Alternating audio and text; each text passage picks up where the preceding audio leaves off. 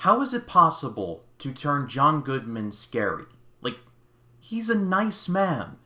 He is a nice man. Anyway, 10 Cloverfield Lane is a movie that I have just thought to be underrated. When I first saw it, I did not anticipate how good it was. But then I walked out of the theater and I was like, that was far better than it had any right to be. It tells the story of a woman named Michelle, played by Mary Elizabeth Winstead. After a really big argument with her boyfriend, she drives off and gets into a really bad car accident. The next thing she knows, she wakes up chained in a basement.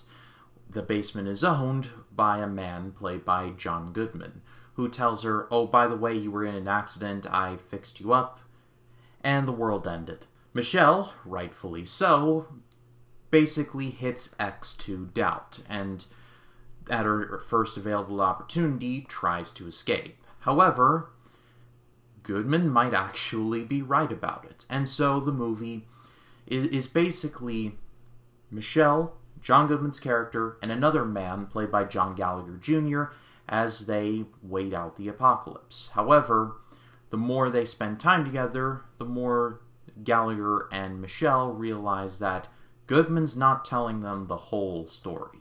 This movie was directed by Dan Trachtenberg, and from what I've been able to research, he hasn't really done all that much since then.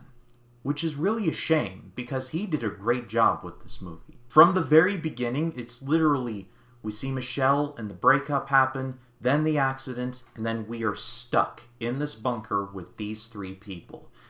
I imagine it must be hard to keep things interesting with just 3 actors on screen for a movie that lasts over an hour and 45 minutes. However, they really make it work. They also make it pretty clear that Goodman's not all there. He's been through some trauma in his own right, and is very gung-ho about the rules of the bunker and how everything is supposed to operate. But again, he's not telling the whole truth, and it shows.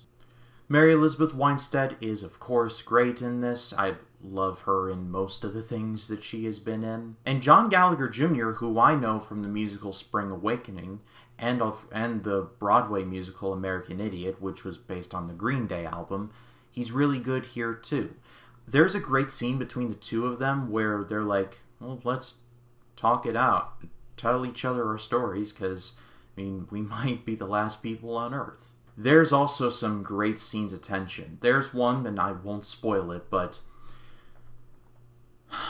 there is a scene where, it involves around this big old bucket of, like, toxic liquid, and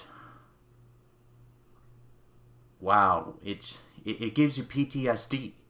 If this movie does have a bit of a weak point, it's that I think it may have something to do with the ending. Again, I won't go too deep into it, but I feel like the ending was the whole Cloverfield part kind of wedged in for the sake of tying into the Cloverfield universe, because, in case you couldn't tell by the title, this was a spin-off of Cloverfield, which came out in 2008.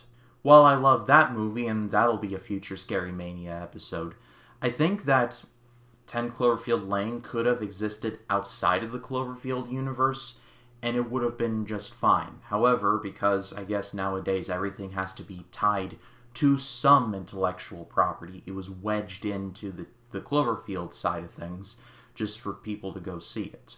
Which, it's not exactly ideal, but because this movie got made, it's cool.